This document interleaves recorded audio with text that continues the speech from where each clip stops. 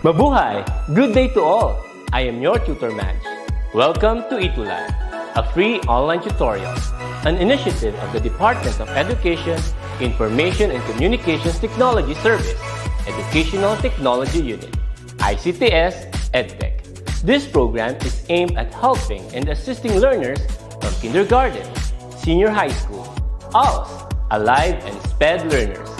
Aside from answering the modules, the ETUlay is offering programs which you will surely look forward to. Together with our parents and teachers, the ETUlay will bridge the gap where difficulty and ease meet in learning new knowledge and skills. So, let us prepare our modules, pen and paper, ready your mind, see and hear worthwhile and interesting lessons. Let us now study and learn together with our volunteer online tutors. Tara na! Tara na!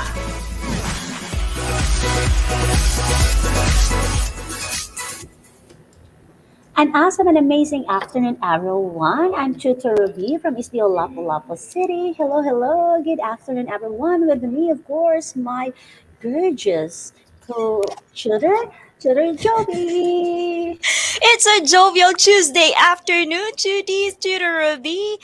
Once again, this is Tutor Joey guiding bright minds to be English proficient ready at nagsasabing pag dinagdagan ng learning, nagiging mas magaling. Welcome, welcome, welcome to our ETUlay online tutorial in English 8. Yes, and we're now in quarter 3, week 1. So everyone have a smile on your face. And of course, love in your heart, flying thoughts in your head. And of course, having a peace in your soul. So welcome again to our ETUlay online tutorial. Ang saya talagang na-miss ko ang mga learners natin, Tutor Joey. Sino-sino ba mga kasama na natin this time? Yes, Tutor Ruby, our tuties truly miss you, and we are so happy that you are here with us.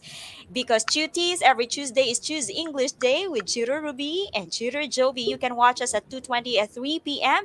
at DepEd or DepEd Tayo Facebook page and DepEd Educational Technology Unit, DepEd TV YouTube channels, and Tutor Ruby. We also have our new page hub for ETUlay exclusive for all ETUlay endeavors. So please, tuties, like, heart, and share our new ETUlay page to your friends, classmates, Yes. schoolmates. Ayan. And of course, make sure to share this link, ang live na ito this afternoon, ha? Share it to your friends. Why? Because sharing is loving, right? Oh, and of Yes. course, we would like to see your output. Huwag kayong mahiya na mag-post ng mga output ninyo learners sa ating DepEd ETUlay Facebook page. Yeah, so once again, cuties, don't forget to like, to tap the heart and like icons in our comment section. And of course, don't forget to share our sessions. Now, cuties will give you time to mention 5 to 10 friends. Kasi alam namin na masisiyahan din sila kapag nandito sila sa ating session ngayon, and they will be joining our activities later. So, while they are typing Tutor Ruby, let us also read some comments in our comment section. We would just like to Yes. greet all the students and tuties in Ocampo National High School, Ingod Ramona National High School, Santa Lucia National High School. What about you, Tutor Ruby? Yes, of course. You have here Tafleya Soriano. Yes, from what you've mentioned, Ingod Ramona Integrated School, ang Danan West District, SDO Isabela. Grabe yung support, no, that we got from, SDO Isabela. And of course, you have there Riza May Coferma from, ano naman siya, from LFG Diamantina National High School. From Isabela pa rin, Tutor Jovi. All right. Yes. So, and Mm-mm. Tutor Ruby, last time we had viewers from Cotabato, Kidapawan, Mm-mm. Iligan, and we are really happy because they are here. And I hope kasi baka naninibago po ang lahat dahil sa ating new Facebook page. So, cuties, please Mm-mm. tap o heart react in our comment section pag natapos nyo na po yung sharing ng ating session ngayon. Ayan. Yes, and of course, don't forget, because Tutor Jovi and Tutor Ruby will recognize you in the end of third quarter, like what we usually did in the previous quarters, right, Tutor Jovi? Yes, Tutor Ruby, and we are happy to see their outputs and their participation also in our session. So, Chutis, let's get the ball rolling.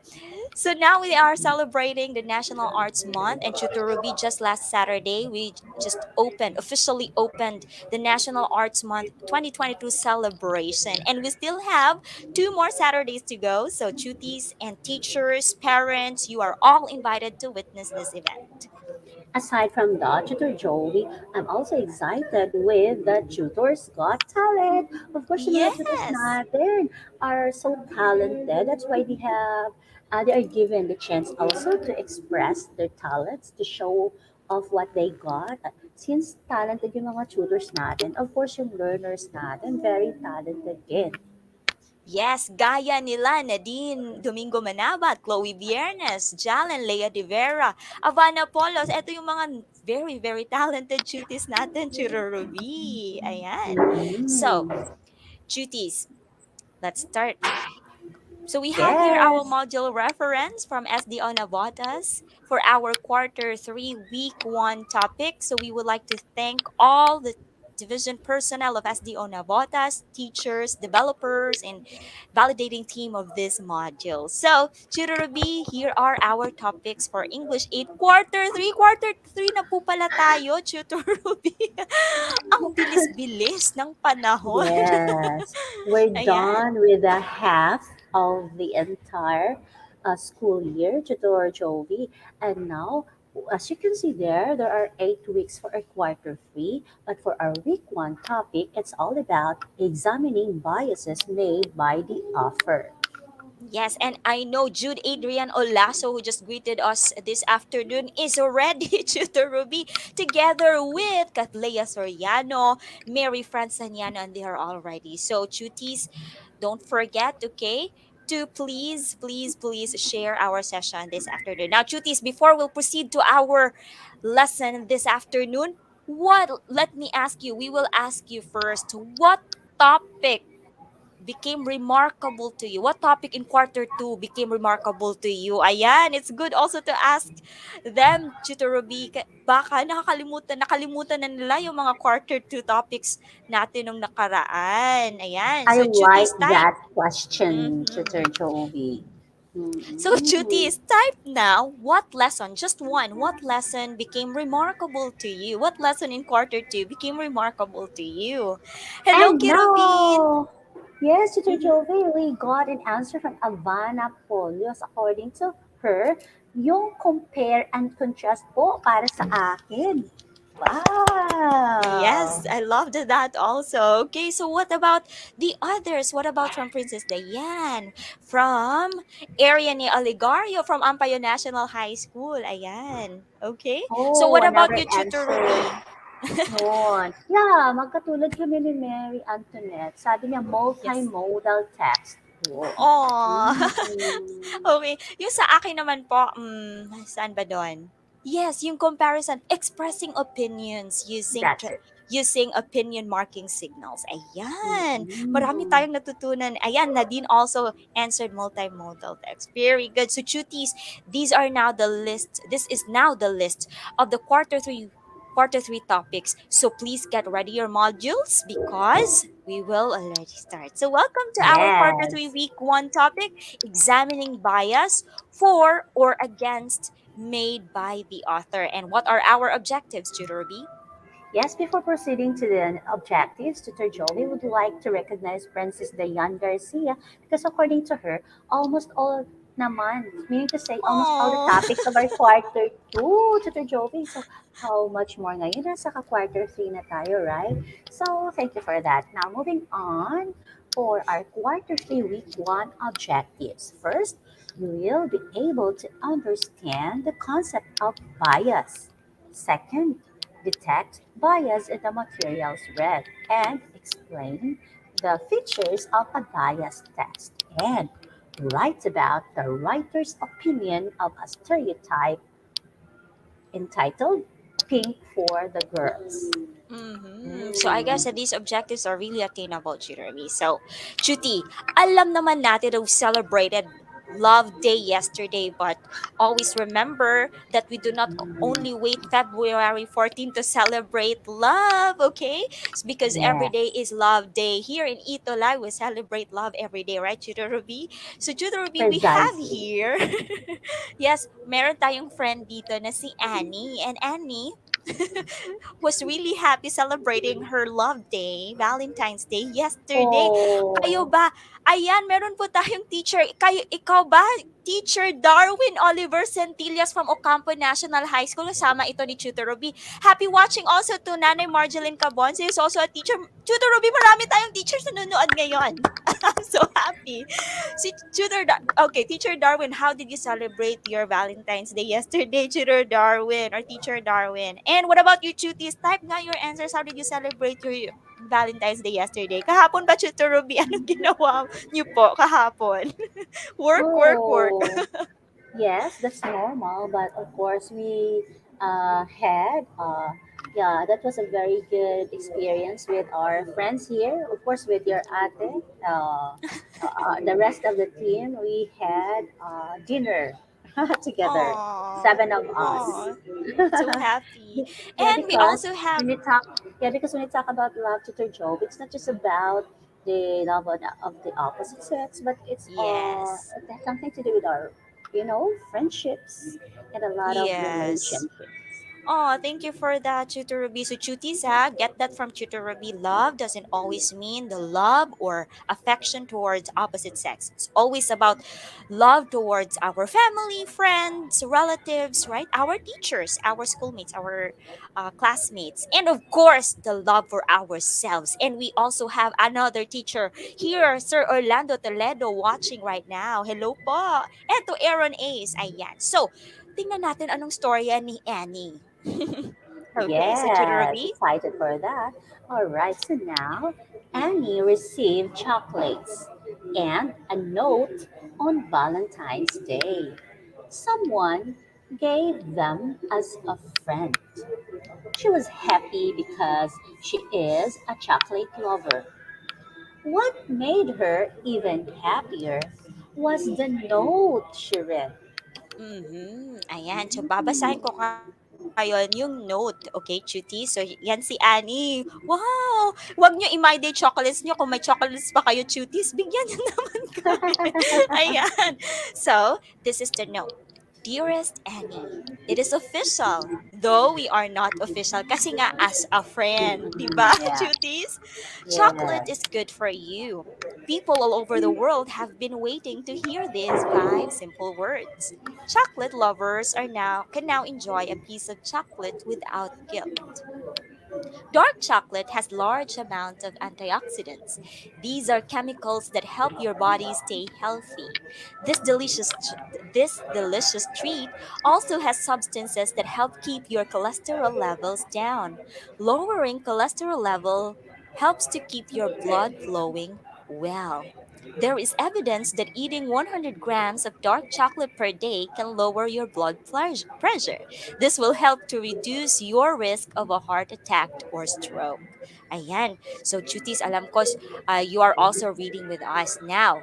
Not only is chocolate good for your body, it makes you feel good. Chemicals in your brain that are produced when you eat chocolate make you feel happier. So, Chutis, alam nyo na kung ano yung good benefits ng chocolate. So, chocolate lovers can rejoice knowing that eating chocolate is doing good things for them. I hope you enjoy eating your chocolates. Loving you as a friend, John. So that was the note from John, the friend of Annie. So, So cuties. sweet. Oh, yes, kasi they are friends and they value their relationship so much. Now, Yeah. Tutor Ruby, you have questions for our cuties? Hmm. Yes. Archuti, if you were Ani, okay, just imagine. If you were Annie, how do you perceive John's note about chocolates? Oh, ako may naiisip na ako, Tutor Jovi. Yes, Tutor How about Ruby. to our learners? How do you perceive John's note about chocolates? How about you, Tutor Mm. Jovi? Do you have in mind if you were Y- Annie? Yes, I really appreciate John's gesture giving me chocolate, knowing that he knows really well that I love chocolate. So he's telling me, John is telling me really the good benefits of chocolates. And sabi ng ating mga cuties dito, Tutor Ruby, sabi na nakakawala po ng stress. Totoo po yun. Nakakatanggal po ng stress ng chocolate. Sumasaya po ako pag kumakain according to Chloe Viernes. Ayan. Ayun naman kay Aaron, how sweet. Yes. Ayan. So what about you, cuties? How do you perceive John's note about chocolates? Okay? All right. According to Jude Adrian, he's giving information about the good benefits of eating such, specifically the Yes. black chocolate, right? So meaning to Yes. say, John is concerned about the health of his friend Annie. Ayan, ayan. Thank you for your brilliant ideas, GTs. Okay, so we have another question here. What side of the article is presented in the note? So, cuties, what side of the article is presented in the note? So, according to Abana, one of her comfort foods po talaga yung chocolate. Yes, while nagmo-module kayo, kumakain din, di ba? Nakakatanggal po talaga yun ng stress according to Nadine. Ayan. So, Judy, what side of the article is presented in the note? Okay? Tingnan All natin. right. Please keep your answers coming, and hello to all our viewers all over the Philippines and even outside the Philippines if we also have here. So comment naman kayo and participate. We also encourage our teachers also to participate kasi we want to have fun here in our session this afternoon. Ayan. So Yes. cuties, ayan, do we have an answer?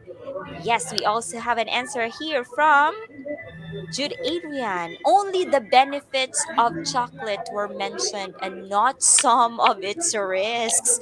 Kaya parang Wow. parang parang John is persuading Annie really the good benefits of eating chocolate. Ayan. So only the benefits of chocolate were mentioned and not some of its risks. Of course, we cannot deny the fact, cuties, na meron naman talagang bad effects if we eat excessive amount of chocolates. Yan. That's Okay, it. Chitorobi? Yes, because everything, when we eat much more than that is required or more than that is needed in our body, of course, it's not good. So, Yes. yun, tama, yung mga observation ng ating mga learners, Tudor Jovi. Ayan, kinikilig din po kasi sila. Okay, sabi ni Kerubin, No. hindi nasabi yung bad effect ng chocolate po. Yes, Kerubin, you are right. Na din also the benefits of dark chocolate po. Yes, very good, cuties. Ang galing. Ayan. So, cuties, sometimes, just like the note of John or in the article shared by John, there are texts we perceive as one-sided. Every author holds opinions that affect his or her discussion of an issue, opinions that you as a reader must try to recognize and understand. That's why our goal today, Chutis, is how to examine, okay, biases made by the author. Ayan. So what is a bias, Churubi? Yes, so as you can see there, when we talk about bias, it is a prejudice against something an author is writing about.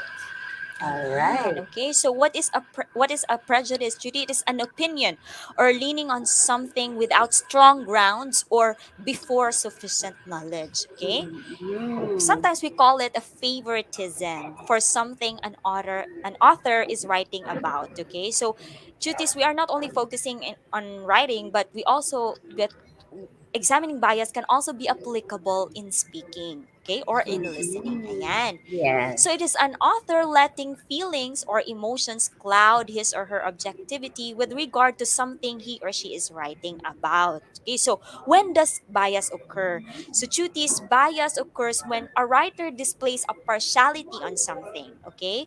Or a prejudice against something, someone, or some idea. Okay, right? Right, Chitorobi? Precisely, Tutor Jovi. Ayan.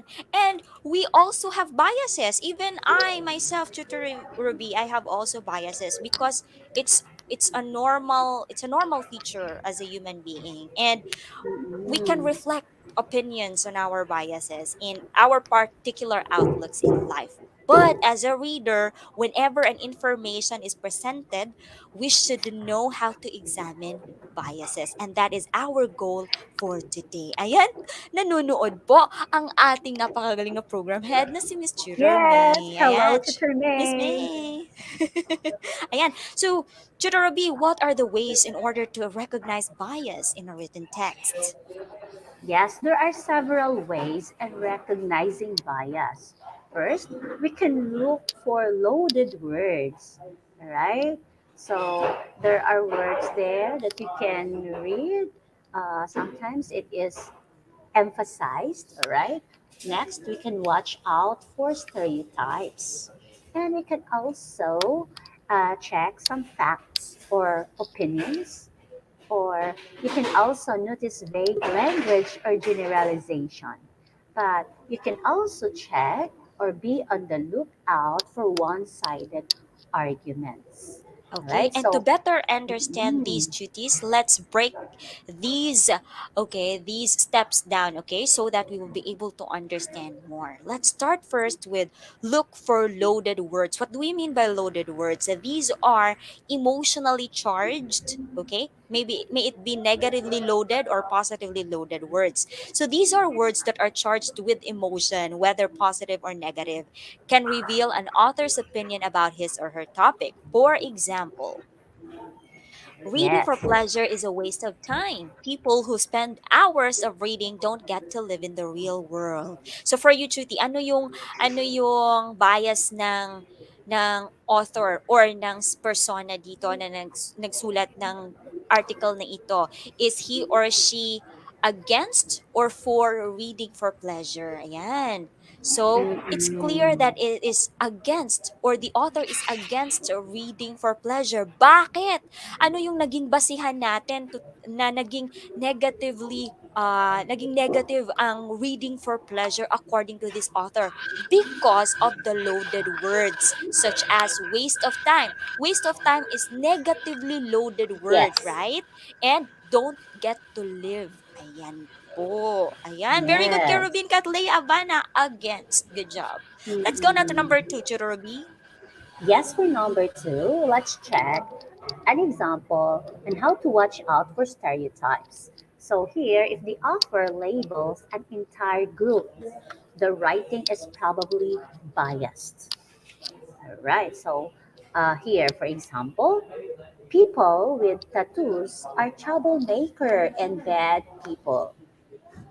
All right, another example, black people to be more violent and to engage more crimes than the white people. Oh, Yes. what makes Churubi, it meron tayong stereotype? mga, yes, meron tayong mga Mm-mm. stereotypes. Stereotypes, duties are sweeping statements, okay? Like Yes. generalizing. For example, Churubi, I will give Mm. another example. It's like women are inferior. Like women do not excel Mm-mm. to some profession. Something like that. Or women cannot lead because we are women. Ayan, parang ganon. Mm-mm. Okay? So those are stereotypes. Okay? What Yes. about you, Churubi? Do we have another example? Oh, for example, um, kids cannot teach adults. Yes, I love that, Mm. Chuturubi. I am reminded, actually, maraming natuturo yung mga anak natin sa atin, hindi po ba? Yeah, and in fact, I wrote an article about learners or the children. Okay, that the title was "Children Are My Greatest Teachers." Oh, I love that. Yes, totoo po naman talaga yun, right? So, it's a stereotype that kids cannot teach or adults. Ayan po. Ayan. So, sabi ni Kerubin, sa first sentence, yung may tattoos daw ay troublemaker at bad. Hindi naman po lahat ng may tattoos are troublemaker and bad people. Ayan. Ni-level agad ng author yung mga tao na may tattoos po. Ayan. Good job, cuties. Let's go na to Yes. number 3. Notice vague language or generalizations. If the author isn't using specific language, this could be an indicator of bias. For example, Educators do not consider each child's particular learning style when developing lessons. Okay? Lahat ng mga educators, lahat ng mga teachers po daw ay hindi kinokonsidera ang mga learning style ng ating mga estudyante when developing lessons. Kasi merong mga bata, hindi ba, when you are visual learners, audio learners, right? Yeah, You best learn in auditory. different, yes Mm-mm. po, auditory, ayan po. So, how do we make it better? Some educators consider each child's particular learning style when developing lessons, okay? So, it's not anymore biased because not all Mm-mm. educators. So, notice vague language or generalizations. Okay? Let's have number 4 now, Chirorobi. Yes, for number four, be on the lookout for one sided arguments. Example for this, it's when the author only presents one side of an argument. His or her writing is probably biased, and that's for sure. So, Yes. example, okay, my daughter texts constantly, which means that teenagers use cell phones more than what they did in the past. Right. Yes. Why can we see that there's bias here? Oh, there's a better way of saying it. Like teenagers' use of cell phones, specifically for texting, has increased 33% in the last 2 years. All Yes, right. ayan. So, Chuturubi, balikan natin yung biased na text. Bakit siya naging biased? Kasi this statement makes already an assumption na dahil nagte-text yung daughter niya, nilalahat Mhm. na lahat na ng Opo. teenager ay ay prone or para palaging nagsi-cellphone or laging nagte-text, right? So, it's the text is parang influenced by the personal experience of the author, and his or her Mm. experience may not be the experience of others, though for personal purposes we use experiences in text, but of course this should not make an assumption to generalize the subject, ayan po. Yes, sabi nga ni So Kerubin, Tutor Jovi, dahil ang yes po. daughter ng nagsasabi ay teenager, kaya nilalahat po niya, mga teenagers po. May point din si Kerubin. Yan. Okay, good job, cuties. Ayan, nilalahat. Ayan, meron tayong common na words na nakikita sa comment section, Tutor Ruby, nilalahat. Very good. Mm-mm. So, kasi one-sided arguments. Ayan. And we also have here the fifth one, checking the fact or opinion. We already discussed fact and opinion in our previous quarter. Tama po ba, Tutor Ruby? Remember? Fact versus Yes. opinion. Ayan. So facts are what they are, the truth. But opinions can be based on feelings, emotions, or prejudices which aren't objective. So opinions are really subjective. Okay? Ayan po. So, I guess they know already, Chuturubi, how to examine now. What are the things to look out for whenever we examine bias or prejudices in a text, okay? So first one, look for loaded words. Second one, ano nga yun? Mm-mm. Can you still remember? Oh, okay. Let's check. All right. We need to watch out for Watch what? out. For stereotypes. All right. Ayan. Next, Then, notice yeah, vague language or generalizations. And be on the be on the lookout for lookout. one-sided arguments. And Chuturubi, Yes, and the last is make sure to tell if the author present facts or opinions. yes, in addition to this, Tutor Ruby, alam naman natin yung nakikita natin sa social media, cuties, okay? I know lahat po tayo, lahat, ayan, nagge-generalize na si Tutor Jovi. So see, merong mga bias, nearly, most likely talaga yung speaking at saka yung writing, may bias talaga from the speaker or from the writer. So, cuties, some of us really are engaged more in social media. Okay? Gaya ngayon, kasi ginagamit natin ang social media platform in our ETUlay online tutorial. Meron tayong nababasa na mga posts. Okay? So, as a very responsible internet user, okay? So, we should be, kasi natutunan ko ito, Tutor Ruby, sa ating Tech Talk session noong nakaraang Sabado, we should really Yes. verify what we read, okay, in social media. Ayan po. And So we need to trace the source. Okay, that's a yes need. po. Yes, if the source is reliable, okay, accurate, ayan po. So, cuties, lahat po ng cuties sa Ocampo National High School nanonood po. Si Teacher Darwin Centillas, ayan. Siya po yung isa sa ating mga active teacher supporter nung nakaraang quarter, Tutor Ruby. And we're so happy with the support. Ayan. So, cuties, let's do now some activities to test whether you truly remembered our lesson a while ago. Ayan. And this is what you're going to do. Read the following texts. Choose which one presents bias. Are you ready, chuties? Ayan. We also have here Wow. watching Ken Santo Domingo. Ayan po. Hi po, sir. Ayan, i-mention nyo nga si Sir Darwin. At sa Hello, lahat po Sir ng mga Darwin. nanonood. Yes. Okay, so Yeah. Tutor Ruby, what Yes, is we have our here. article A? Yes, our article A. Listen carefully, or you can also read along with me, okay? So, Skittles are absolutely the best. They are the most delicious choice when looking for a sweet treat. Did you know that Skittles are healthy too? You will not find any trans fat or cholesterol in this tasty snack. Yes. Oh, So this is about Skittles. So favorite ito ng halos ng mga kabataan ngayon, Tutor Ruby. Okay? So we also have here another text, okay? Text B.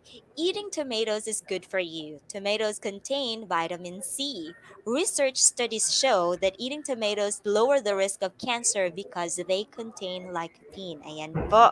So, cuties, there can be two acceptable pronunciation for the word tomatoes or tomatoes. Okay? yeah. So, cuties, saan sa dalawa, which one presents bias? Okay? Or which text is biased here?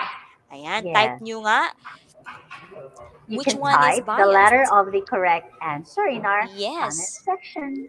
Ayan po, keep your answers coming.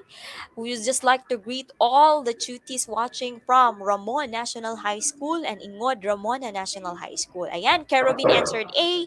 We also have Avana answered A. Ayan po. Bakit? Okay, can we ask a follow-up question, cuties? Bakit yun nasabing Yes. A? Please Ayan. Kasi explain. All mm, right. kasi when we You can. examine bias, it's good also to hear their justifications, Tutor Ruby. Ano yung naging reasons Yes. nila? Bakit nasabi nilang A, yung biased text? Ayan. And for We have common sure, they can answers. express the reasons to Jovi. Mhm. Yes.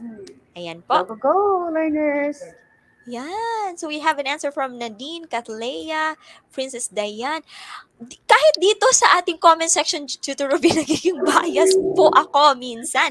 Kasi hindi ko nababasa lahat. Ayan, di ba? We All also have an answer right. from Marites Negros. Ayan po, a teacher. Ayan. Oh, Ayan. Avana has her explanation to Jovi according to her. Kasi ma'am, parang lahat sinasabi niyang Skittles are the most delicious. And of course, you will not find any trans fat or cholesterol until Yan. proven. Hindi po Yes. ba? Until proven Mhm. And otherwise. there's also Ayan. the So, word the best from Chloe Viernes. Kasi daw may the best. yes. Okay, and according to kay Robin, kasi iba-iba ang gusto po natin. Okay, the best. Yes, meron tayong mga loaded words. Ayan, they already applied you to Ruby. The ways how to examine bias. And duties, those who answered letter A, kasi halos naman kayo lahat ay sumagot ng A, that's correct. Article A or text A is a biased text. And of course, Article B is an objective one. Ayan. Mm-mm. But one thing here, Tutor Jovi, we would like to, to hear from our learners to give the reasons like what we had presented a while ago, like stereotype, the loaded words, and some other reasons why we're able Yes. to tell that the article is biased or not. Mm-hmm. Okay. So we have, may nakita ko dito, Tutor Ruby, Skittles are Mm-mm. absolutely the best. Generalizing, right? Yes. Generalizing. Kasi sabi Mm-mm. ni Karubin kanina, iba-iba naman po talaga. Kahit chocolate ito or isang sweet Mm-mm. treat, iba-iba din naman yung gusto natin na chocolate, right? Merong iba na gusto yung dark chocolate na medyo mapait. Gusto yung iba na Mm-mm. talagang napakatamis. Ayan po. I can attest to that because personally, I don't prefer sweet, so sweet things. Yes, same po, Tutor Ruby. Yung kinakain ko po talaga ay saging. Saging na nilagang saging, yung mga gano'n, Ayun. kamote, yung mga gano'n po. Mm-mm. Very organic. Yes po. Ayan. So, Chuties, congratulations on a job well done a while ago. Let's go now to part two of our activity, and this is what you're going to do. Read each paragraph, then examine the bias presented in the excerpt. Type the letter of the answer. Let's have number one. Okay, Tutor B. Cats and dogs can both make good pets. Dogs can be affectionate, but they are extremely difficult to care for. Cats, on the other hand, are also very lovable, cuddly animals, and they require only moderate care that isn't too time consuming. All right, which animal does the writer prefer? Hmm. Is it A, dog, B, cat, C, both, or D, none? Type now your answer in our comment section. Yes. Okay. Meron tayong mga animal lovers dito, Chudoruby. Alam natin Hmm. na meron tayong mga cuties Yes. na animal lovers dito. Ayan. So don't forget to type the number and the letter of the correct answer. Keep your answers coming, cuties. There you go. Meron na tayong nakikita ng mga answers, Chudoruby. Yes. Avana, Ken, Princess, Katlea answered B. So we have unanimous answers almost here. Ayan, let's check. It's, of course, it's cat. Okay, so the writer prefers cat more, okay, to the dog. Okay, so Judith, ano Mhm. yung nakapagsabi sa atin? How did we able to conclude na cat yung gusto ng writer dito sa article na ito? Because of, again, the ways how to Yes. examine. Ayan po, okay? Go, go, go, learners. Very good. So if you want to justify your answer, you can type, okay? You can express really, cuties. Hindi po kami nangangain ni Tutor Ruby dito. Mas gusto namin na merong interaction from you by typing your reasons and your justifications in our comment section para alam naman namin. Mhm. Okay? Very good. So it's letter B. Okay, so we have here, dogs can be affectionate, but they are extremely difficult. Ayan, negatively loaded po iyon to care Yes. for. Ayan po. So we have also here another text. New cars, so cuties, you can read along with me, okay? Kasi medyo mataas-taas ang text na ito. Yes. New cars are not built as well as they used to be. Owners of new cars in 2002 have more complaints about their automobiles than in past years. In fact, the recalling of new cars by their makers is becoming a routine practice in America. Instead of insisting upon safe, well-designed products, car makers seem more concerned with throwing together shoddy automobiles and making a profit. Invariably, new cars need parts replaced almost as soon as the warranty expires. Unfortunately, people need transportation so they continue to buy new automobiles. Ayan po. Okay? So, sabi, merong claim dito sa mga car owners that the cars are not that quite durable anymore. Ayan, okay? So, cuties, I hope you were able to get the idea of this text, okay?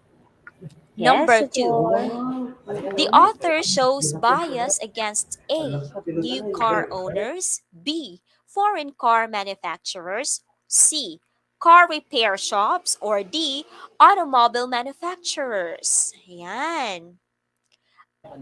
All Okay. right, So while we so are waiting, Tutor learners. Ruby, Yes. Go ahead. We have here an answer, a justification, an explanation from Aaron A. Smilo a while ago for answer in number one. The way the writer gives more positive words to cat than the dog. Ayan. Good Mm, job. all Okay, what right. about for number two? Yes, our learners are very interactive this afternoon, Tutor Joey, and I Yes po. believe they are thinking right now. And we got an answer first. Yeah, first From from Kerubin. Kerubi. Yeah, it's letter Yes, it's D. D. The author shows bias against. Tan Okay. All right, and the answers are flagging now in our comment section, Tutor Joey, and they have Okay, common the author answers, which shows is letter bias D. against new car owners. Ayan, it's new car owners. It's bias against po. Okay? Bias against new car owners. Okay? It's not for against po or new car owners. Okay, cuties? Ayan. Let's have number three. Ayan po. For number three, vegetarians rarely have a weight problem since most vegetables are low in calories and contain little or no fat. They do not suffer a buildup of cholesterol in the bloodstream as they grow older. Some doctors have suggested a link between vegetarianism and longevity. As Filipinos become more health conscious, vegetarianism will certainly become more popular. So, with that, okay, take note with the question. Okay. Alright. So, the author shows bias for A. Ayan, bias Eating, for. uh, A. Eating more vegetables. B. Avoiding cholesterol. C. Eating health foods. Or D. Becoming a vegetarian. Alright. Yan. Keep your answers coming, cuties. Okay? So, cuties shows bias for. Okay? Iba po yung bias against. Ayan. So, let us be careful po. So, which one? The author shows bias for. Okay? Alright. So Para we got some makapag-review ang answers ating now. cuties.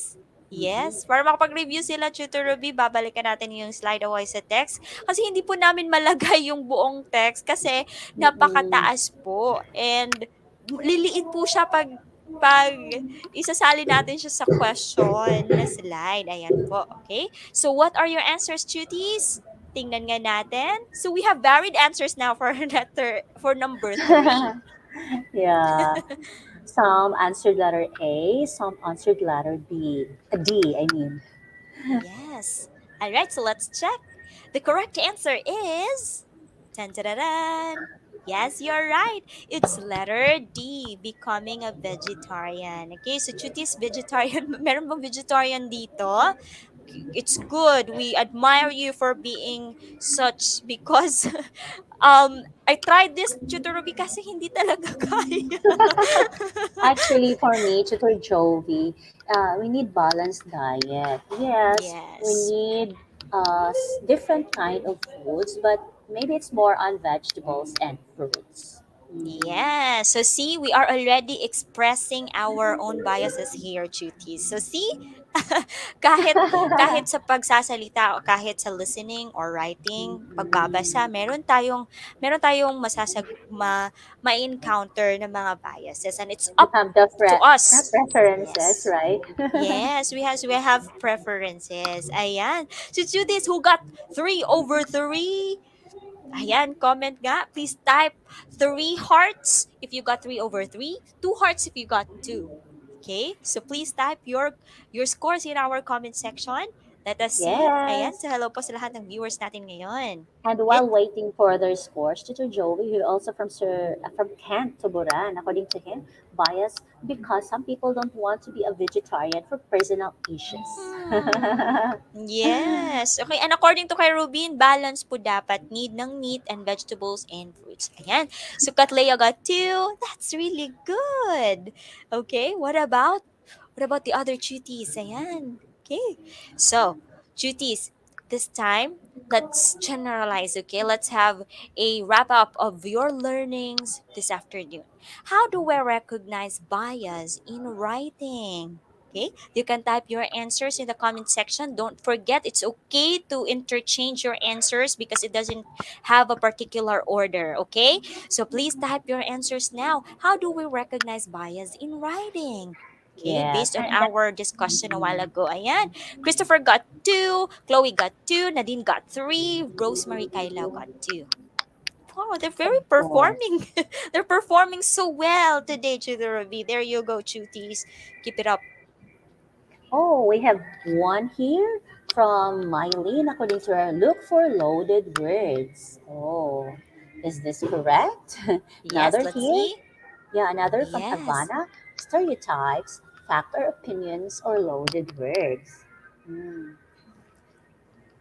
Galing. Yan. And some more? Yes, meron tayong loaded words. Ayan. Yan. Stereotypes, Then, generalizations. recognizing facts or opinions. All right. What else? What Let's check. else? Ayan, Go, go, Mylene Vera go. answered. Check facts. Ayan. And we all Mhm. look out for one-sided arguments. Ayan po, Tutor Ruby, they remembered the 5 ways how to examine bias in writing. Very good. Good job, Tutis. Keep it up. Okay. We are so, so proud. Tutor Ruby and I are very proud of you. Okay. So, Tutor Ruby, let's check whether the objectives today are attained. Yes, and as we can see, after our session, you're able to understand the concept of bias. Then you're able to detect bias in the materials read. And aside from that, we are so glad because you're able to explain the features of a bias text and you're able to write about the writer's opinion of a stereotype pink for the girls. Wow. So, good job, everyone. Really well done. You are all amazing. Okay. And of course, our first additional exercise for quarter three, Churubi, this is what they're going to do. Duties read the excerpts and underline the words that the writer used to show bias.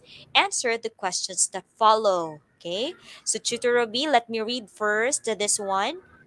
Parents always talk about how if schools had uniforms, everything would be so much easier. You wouldn't get caught up on looks and would learn the skills you need. I disagree with this. I think that school uniforms would put a restriction on our creativity. We dress the way we do for a certain reason. Okay, Chito Ruby? Clothes give us expression and the ability to use color and patterns. The first impressions we get of people is usually clothes, facial expression, and language. If we all wear the same things, we don't get to really see what people are like on the inside. Usually, girly girls wear the pink and frilly things. Skaters wear baggy pants and boots. Clothes don't distract us from learning. It simply inspires our imaginations and light up our worlds. Ayan, thank you so much for that, Chito Ruby. So, Chutis, here are the two questions. What is the writer's opinion of the stereotype pink for the girl's attitude to gender clothing?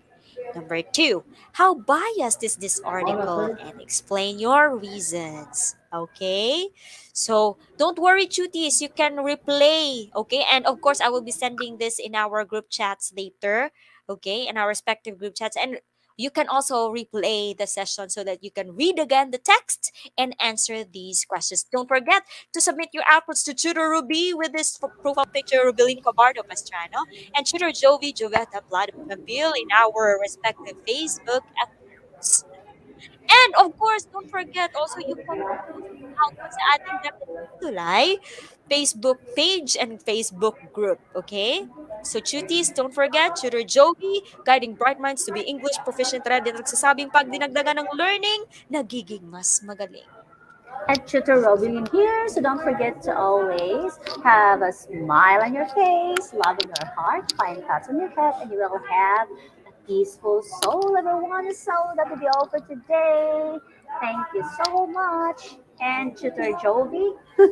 Here are our tutors for English 7 to English 10. So please support the English Junior High School ETUlay online tutorials. And your voices matter to us, tuties. Don't forget to please evaluate our session today with this evaluation form and feedback form and our evaluation form for English 8 online tutorial. It's a super fun time, Tutor Ruby. We're so happy because of the participation of our tuties and our teachers and our parents who are watching right now.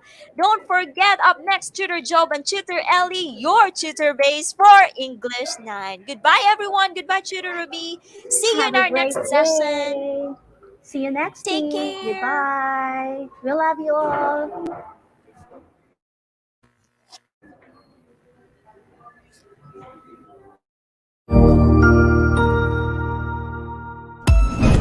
Ang husay naman! Natapos mo ang iyong tutorial session kasama ang iyong mahusay na ETUlay tutor. May bago ka bang natutuhan? I-share na yan gamit ang hashtag #ETUlayLevelUp. Huwag aalis ha dahil may susunod pang programa na pwede mo ring panoorin at salihan dahil naghihintay na ang iyong mga tutors. Happy learning dito sa ETUlay!